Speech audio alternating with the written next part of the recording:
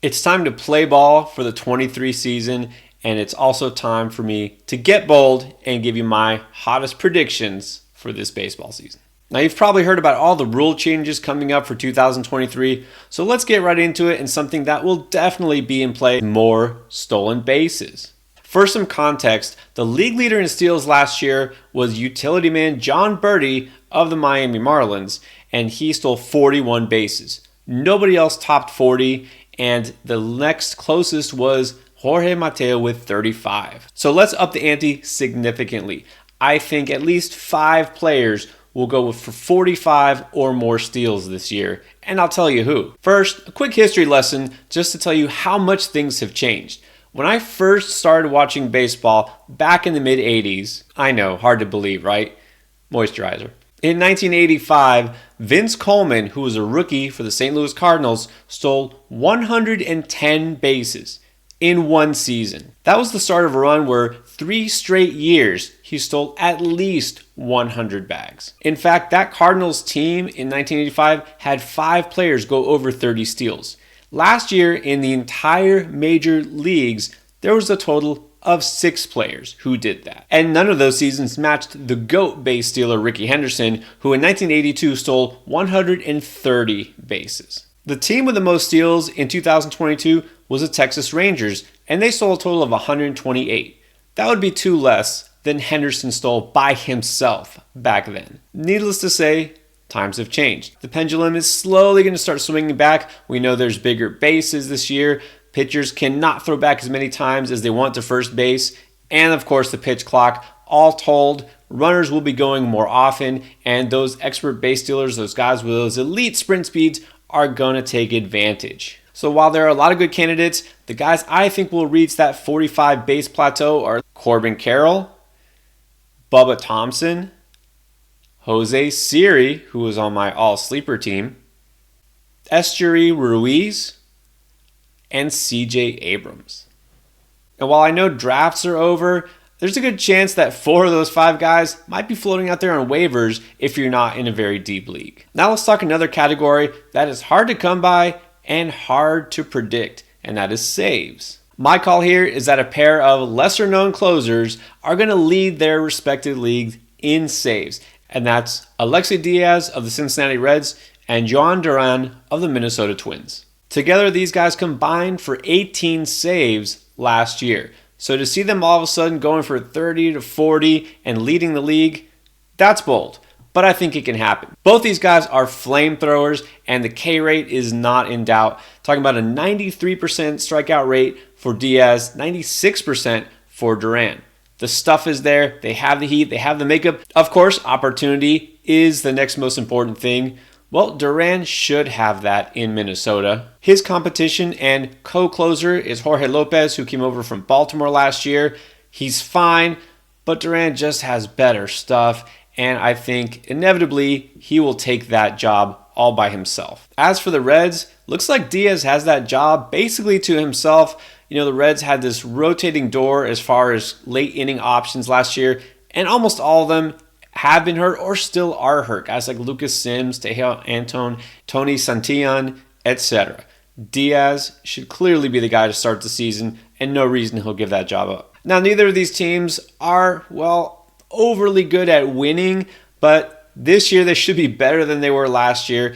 And the thing is, these teams, when they win, it will be by a close margin. A lot of close games. You don't have to be the best team in the majors to get a lot of saves. The door is suddenly wide open for somebody like this to surprise at the top of the leaderboard in saves. We have elite closers like Edwin Diaz out for the season, Liam Hendriks indefinitely, who knows how long until he is back, Raisel Iglesias on the IL to start the year, and all sorts of teams now going to committees. But let's up the ante now and get bolder. This one I feel is pretty much a 9 out of 10 on the spice meter. Eloy Jimenez leads the AL in home runs. Now, before I talk about Jimenez, let me make it clear before the New York crowd jumps all over me, this is not an anti-Aaron Judge or Yankee stance. Judge will be fine. He'll hit a ton of home runs.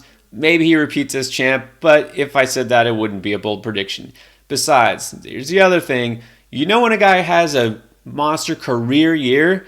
well, they typically don't follow that up with another career year. I'm calling my shot that Eloy has his career year, and, well, that starts with actually staying on the field, or at least in the batter's box. Set to serve as the DH most days for the White Sox, that should help keep him healthy, which has been a big issue for him, there's no doubt. The last 2 seasons, he's played a total of 139 games, not even 1 year's worth of games. But over the couple of years that he's been in the majors, he's improved in terms of plate discipline, he's dropped his strikeout percentage, increased his on-base percentage. And one thing he did do last year when he played was hit the ball really hard. Jimenez landed in the top 10 in exit velocity on fly balls and line drives. That's the kind of peripheral stat that you look at to focus on a guy who makes consistently hard contact in a way that matters and produces base hits, extra base hits, and of course, home runs. So if we can imagine a world where Jimenez, as the DH, not taking the field too often, if at all, in a loaded White Sox lineup in the heart of the order, manages to get close even to 600 plate appearances, playing half his games in a home park that was the second highest in home run park factor over the last 3 years. Everything points to this happening as long as he can stay healthy. All right, now a hot take on another slugger. How about this?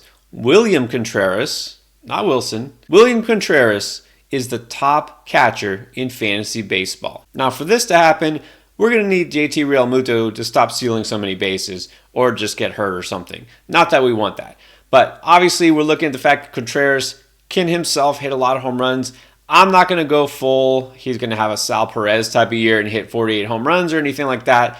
But look, 35 to 40 is in play. Last year with the Braves, Contreras hit 20 home runs in fewer than 100 games as a part-time player. This year with the Brewers, he's hitting cleanup and playing catcher and DH, and he'll be there more often than not, probably at least 5 times a week. This is a guy who had a 91% barrel rate, a 90% expected slugging rate. He hits the ball hard. He's going to get a ton more at-bats this season. He's in a good spot, and Milwaukee's not a bad place to hit. Now for my next prediction, I'll tell you, I had a couple of considerations because I've been talking about Corey Seager a lot in my draft videos. I think he's a strong candidate for AL MVP.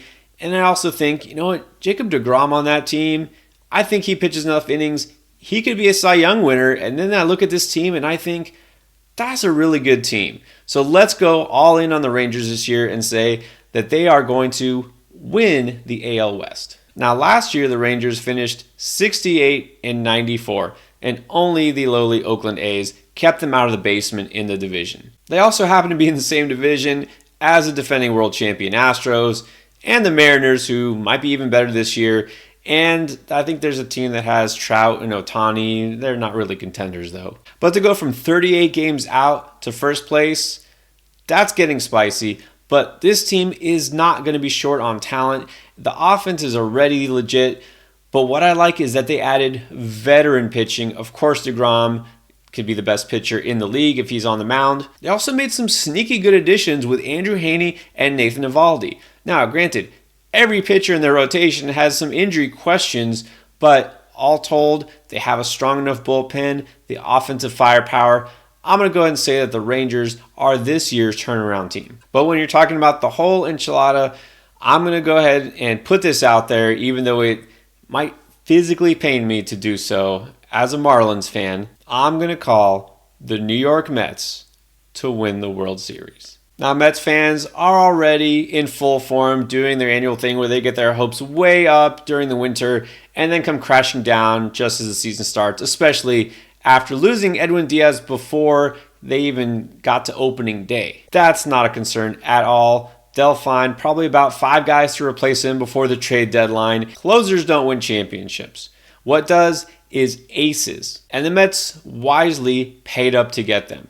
Max Scherzer and Justin Verlander, a couple of guys who have not just Cy Youngs under the belt, but championships. And even the most skeptical Mets fan has to admit this offense is so balanced. You got that huge power with guys like Alonso speed with Marte, defense with Nimmo, a guy like Frankie Lindor who can do it all. And I think they'll get a major shot in the arm either mid or late season when guys like Francisco Alvarez and Brett Baty get the call. So while I don't want it to happen personally, I'll have to admit, I think the Mets are the team in best position to win it all. Those are my boldest calls for this coming season. Who are my favorite sleepers?